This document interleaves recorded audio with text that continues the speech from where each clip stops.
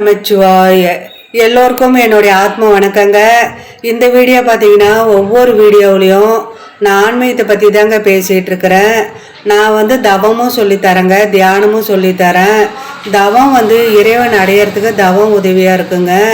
தியானம் ஒவ்வொரு மனிதனுக்குள்ளேயும் அம்பியாவும் இருக்கிறாங்க, அண்ணீனாவும் இருக்கிறாங்க, அதே பாட்சாவாகவும் இருக்கிறாங்க, மாணிக்கமாகவும் இருக்கிறாங்க.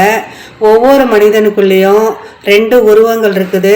அந்த ரெண்டு உருவங்களை ஒரு உருவமாக மாற்றி நல்வழிப்படுத்துறது தாங்க இந்த தியானம் உதவியாக இருக்கும். 20 ஆண்டு காலமாக கோவில் வழிபாட்டில் இருந்து இந்த 5 வருஷமாக நான் தவம் பண்ணிக்கிட்டு இருக்கிறேங்க.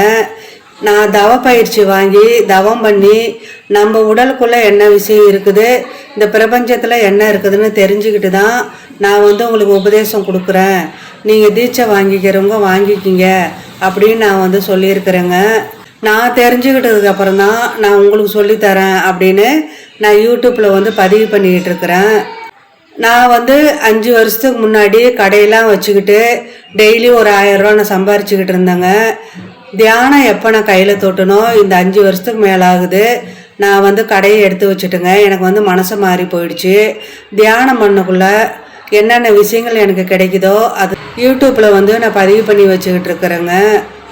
இந்த 5 வருஷத்தில் எனக்கு செலவுக்கு எங்கள் வீட்டில் இருக்கிறவங்க கொடுக்க மாட்டாங்க. ஏன்னா பணம் கொடுத்தாக்க எடுத்து கோயிலுக்கு போயிடுவேன் அப்படின்றது அவங்களுடைய நம்பிக்கை. அதனால் என் கையில் பணம்லாம் தரமாட்டாங்க. நான் அடிக்கடி திருக்கடையூர் போவேன், அடிக்கடி திருவண்ணாமலைக்கு போவேங்க, அடிக்கடி பார்த்தீங்கன்னா கஞ்சமலைக்கு போவேன். இந்த 3 இடத்துக்கும் போய் நான் தவம் பண்ணுறதுக்காக போவேன். எனக்கு காசு வேணும்னு சொல்லிட்டு இறைவன்கிட்ட கேட்டேன் அப்படின்னாக்க, நான் யூடியூப் ஆரம்பித்து 3 வருஷம் ஆகுதுங்க. யூடியூப்பில் என்னுடைய ஃபோன் நம்பர் இருக்குது. யாராவது கேள்வி கேட்டு எனக்கு ஃபோன் பண்ணுவாங்க. தவம் பண்ணுறவங்க தான் எனக்கு ஃபோன் பண்ணுவாங்க.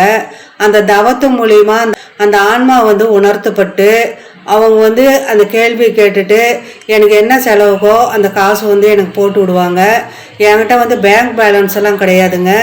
அப்பப்போ எனக்கு என்ன செலவுக்கோ அந்த செலவுக்கு எனக்கு தேவைகள் எனக்கு பூர்த்தி ஆகிடும். நான் திருக்கடையூருக்கு, திருவண்ணாமலைக்கு, கஞ்சமலைக்கு நான் தவம் பண்ணுறதுக்கு போயிடுவோங்க. எனக்கு காசு கிடைக்கல அப்படின்னாக்க நான் ரோட்டில் நடந்து போனால் கூட எனக்கு ரோட்டில் அந்த பணம் இருக்குங்க. அந்த பணத்தை நான் எடுத்துக்கிட்டு நான் கோவிலுக்கு போவேன். என்னால் முடிஞ்ச அன்னதானங்கள் நான் கொடுப்பேங்க.